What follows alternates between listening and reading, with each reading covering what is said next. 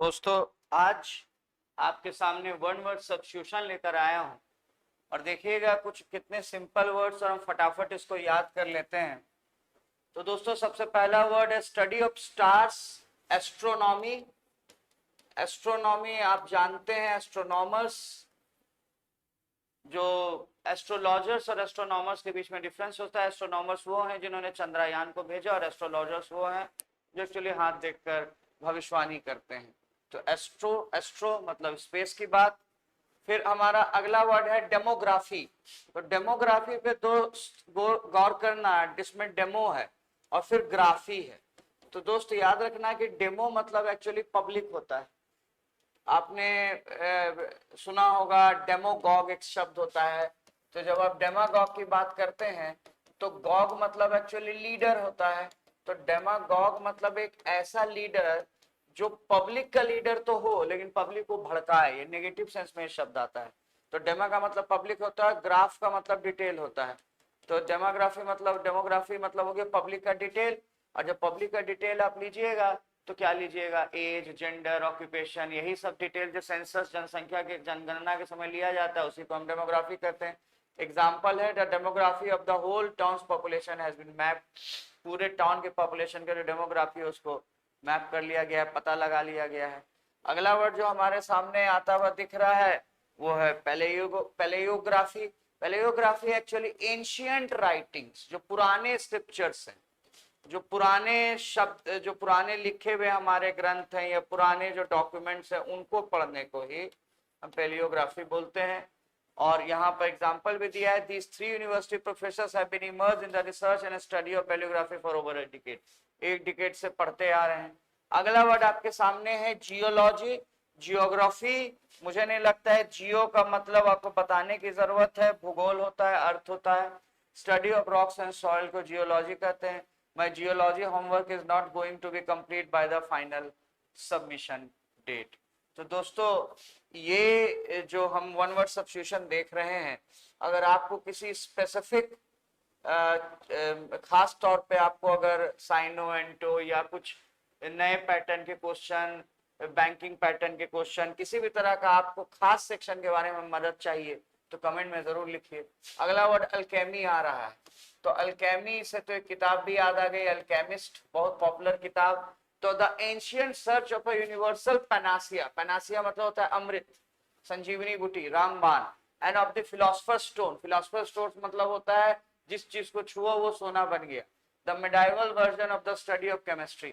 तो Alchemy actually एक ऐसा केमिस्ट्री का ब्रांच था जिसमें मैजिशियन टाइप से लोग ऐसा पत्थर खोजने की कोशिश करते थे जिससे हर चीज सोना बन जाए। The magic wanted to learn alchemy to master some ancient spells. तो अल्केमी सीखना चाहता था मैजिशियन। अगला वर्ड है एंथ्रोपोलॉजी। याद रखना, एंथ्रोपो मतलब मैनकाइंड होता है, तो एंथ्रोपोलॉजी मतलब study and evolution of Mankind.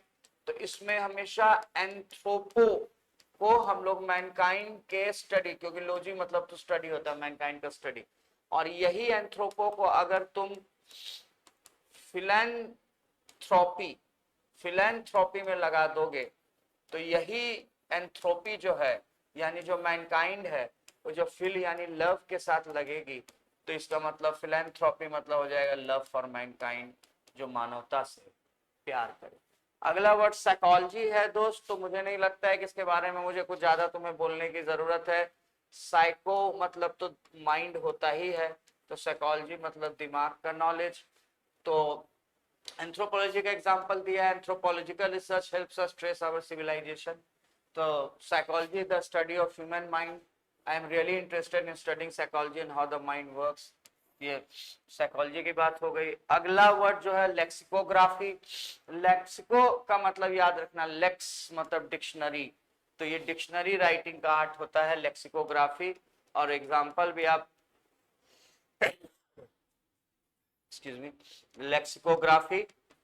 और आप देख सकते हैं she works in the lexicography department of the publishing house, वो वर्ड के कलेक्शन से रिलेटेड डिपार्टमेंट में काम करती है। और द स्टडी ऑफ प्लांट्स, तो बॉटनी हम जानते हैं, her interest in plants motivated her to pursue his course this course in botany. तो ये तो हर कोई जानता है कि बॉटनी स्टडी ऑफ प्लांट्स होता है और जूलॉजी जो होता है स्टडी ऑफ एनिमल्स होता है। ये कुछ हम लोग एकदम बेसिक से शुरू कर रहे हैं। The study of rocks and soils क्या होगा, तो geology. Do I need to study geology before going rock climbing? Geology में जियो अगेन आ रहा है, आप देख रहे हैं। यहाँ पर है फिलोलॉजी, तो फिल मतलब भी एक्चुअली लैंग्वेज होता है। फिल मतलब लव भी होता है, जिसको हम लोग रूट वर्ड के रूप में याद करते हैं, और लैंग्वेज भी होता है। तो how many languages does philology cover? Philology में कितने, एक कलेक्शन ऑफ लैंग्वेज होता है, तो फिलोलॉजी में कितने लैंग्वेजेस कवर होते हैं? देखिएगा दोस्तों, ये हमारे सामने जो लिस्ट आ रहा है इस पे ध्यान देंगे।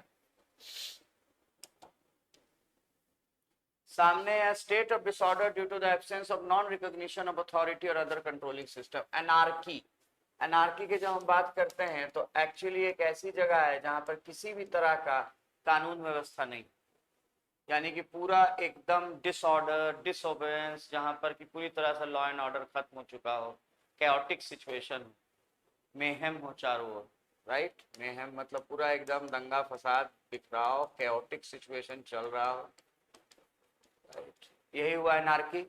एरिस्टोक्रेसी क्या है? एरिस्टोक्रेट्स का शासन, और एरिस्टोक्रेट्स वो होते हैं जो सरकार में पावरफुल पोजीशन पे होते हैं। तो a form of government in which power is held by the nobility. Noble मतलब होता है जो कुलीन वर्ग होते हैं, जो जो अपर तबके के लोग होते हैं। तो एरिस्टोक्रेट्स जो होते हैं, किसी भी समाज के जो सम्मानीय लोग होते हैं, उनको एरिस्टोक्रेसी कहा जाता है। और ऑटोक्रेसी में ऑटो आ रहा है, ऑटो मतलब कि खुद से, जैसे ऑटोमेटिक बाइक होती है। तो अगर तुम ऑटोक्रेसी के बारे में बात बोलोगे तो ये एक आदमी जिसके पास एब्सोल्यूट पावर होता है, नॉर्थ कोरिया और ये सब जो आप बात करते हैं। और ऑटोनॉमी उसी तरीके से सेल्फ गवर्निंग कंट्री और रीजन। ऑटोनॉमी मतलब संप्रभुता, मतलब हम जो भी काम अपना करें, एक्सेस संप्रभुता को तो हम लोग सॉवरेनिटी बोलते हैं, बट ऑटोनॉमी का मतलब ये हुआ कि मेरे हिसाब से ही मेरा काम चलेगा। कोई भी यूनिवर्सिटी जब ऑटोनोमस हो जाती है तो अपना काम वो अपना सिलेबस खुद से डिजाइन कर सकती है। ऑटोनोमस संस्थाएं होती है जो अपना काम खुद से चलाती हैं। ब्यूरोक्रेसी, ब्यूरोक्रेसी का मतलब ये होता है जहाँ पर इलेक्टेड रिप्रेजेंटेटिव के द्वारा शासन चलाया जाए, क्योंकि यहाँ पर ब्यूरोक्रेट्स है, तो इसको रेड, मतलब जब हम लोग रेड टेपिज्म कहते हैं, तो लाल फीता शाही, तो वो कहाँ होता है? तो ब्यूरोक्रेसी में ही होता है, राइट। अगर हम नीचे लिखे हुए शब्द डेमोक्रेसी के बारे में बात करें तो मुझे लगता है डेमोक्रेसी तो आपको पता ही है कि डेमोक्रेसी का मतलब होता है कि जहां पर हम जनता के हिसाब से शासन चलाते हैं, क्योंकि आप देख ही चुके हैं कि डेमो मतलब पब्लिक होता है। तो डेमोक्रेसी को याद रखिएगा कि डेमोक्रेसी जनता के हिसाब से चलता है।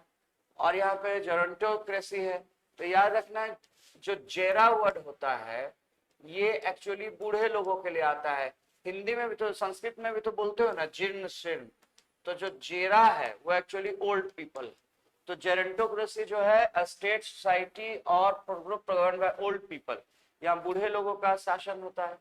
और अगला वर्ड क्या है? कैकिस्टोक्रेसी, a state or country run by the worst, least qualified or most unscrupulous citizens। तो कैकिस्टोक्रेसी, अब कैकिस्टोक्रेसी क्या है? तो कैकिस्टोक्रेसी में हम बात बोलते हैं कि भाई अब किसी के काका काकी चाचा चाची ही पूरे कंपनी में बैठ जाएंगे, माने वो इंसान भाई भतीजावाद कर रहा है, नेपोटिज्म कर रहा है, सब अपने ही घर के काका काकी, काकी से याद कर लो, काका काकी चाचा चाची को बैठा रहा है, तो कैकिस्टोक्रेसी हो गई ना। मतलब कि वहां पर सारे बेईमान लोग हैं, लेस क्वालिफाइड लोग हैं ना, स्क्रूपलेस माने बेईमान लोग। एक्चुअली जब कैकिस्टोक्रेसी होगी, मतलब काका काकी को, चाचा चाची को हर जगह बैठा दोगे, तो फाइनली फिर प्रतिभा का क्या होगा, या जो टैलेंटेड लोग हैं उनका क्या। और नियोक्रेसी, नियोक्रेसी का मतलब हुआ नया, नियो, तो ऑब्वियसली यहाँ पर नया की बात हो रही है, जो नए लोगों का शासन होता है उसको नियोक्रेसी बोलते हैं। यहाँ पर ऑक्लोक्रेसी है, मतलब पॉपुलस का जो वोट होता है उसको हम लोग ऑक्लोक्रेसी कहते हैं। मतलब कि जो एक्चुअली जो वहां पर जो जो पॉपुलर पॉइंट ऑफ व्यू होता है उसके हिसाब से जो चल रहा है शासन। और ओलिगार्की है, तो इसको ऑयल से याद कर लेना, जहां पर ऑयल बहुत हो उसको हम लोग ओलिगार्की का शासन, मतलब जहां ऑयल होगा वहां रिच लोग होंगे, कुछ लोग होंगे जिनके पास ऑयल होगा, वैसे याद कर लो। तो ये अमीर लोगों का शासन है, small group of people having control over country organize, जो अमीर सेठ लोग होते हैं, जो रिच लोग का तबका होता है उसके शासन को ओलिगार्की कहते हैं। और प्लूटोक्रेसी, तो प्लूटोक्रेसी में तो भाई प्लूटो है, प्लूटो तो बहुत दूर का प्लैनेट, हम लोग स्कूल में पढ़ते थे, अब तो शायद प्लूटो प्लैनेट भी नहीं रहा है, पता नहीं। लेकिन प्लूटोक्रेसी का मतलब हो गया कि अमीर लोगों का शासन, क्योंकि प्लूटो पे तो अमीर लोग ही ना रहेंगे, अमीर लोग तो प्लूटो पे चले जाते हैं, तो दूर रहते हैं, नॉर्मल जमीन पे तो रहते नहीं। और सेक्युलर मतलब क्या हुआ? सेक्युलर मतलब हुआ कि जो इंसान भाई बात ही ना करे धर्म के बीच के किसी भी तरह के भेदभाव की। Government not connected with religious spiritual matter, ये धर्म के हिसाब से कोई भेदभाव नहीं करता। कम्युनल का उल्टा हो गया, कम्युनल मतलब हो गया जो धर्म के हिसाब से भेदभाव करता है, सेक्युलर मतलब जो भेदभाव नहीं करता है। और अगला मोनार्की है, तो मोनार्की का मतलब तो आपको पता ही है कि जो मोनार्क होते हैं, जो एक तरह के राजा होते हैं, जो हेड होते हैं, उनके द्वारा शासन। तो इस तरह का शासन तो एक्चुअली ब्रिटेन में भी राजा जो होते हैं तो उसको भी कहा जा सकता है। और है थियार्की, तो political system based on the government of man by God, ये ईश्वर का शासन माना जाता है, क्योंकि थियो मतलब ऐसे भी रिलीजन होता है, तो थियार्की मतलब हो गया जहां पे भगवान का शासन चले। तो दोस्तों इस तरह के वन वर्ड सब्स्टिट्यूशन और बाकी शब्दों के लिए, रैपिड वोकैब के लिए हमारे साथ बने रहे।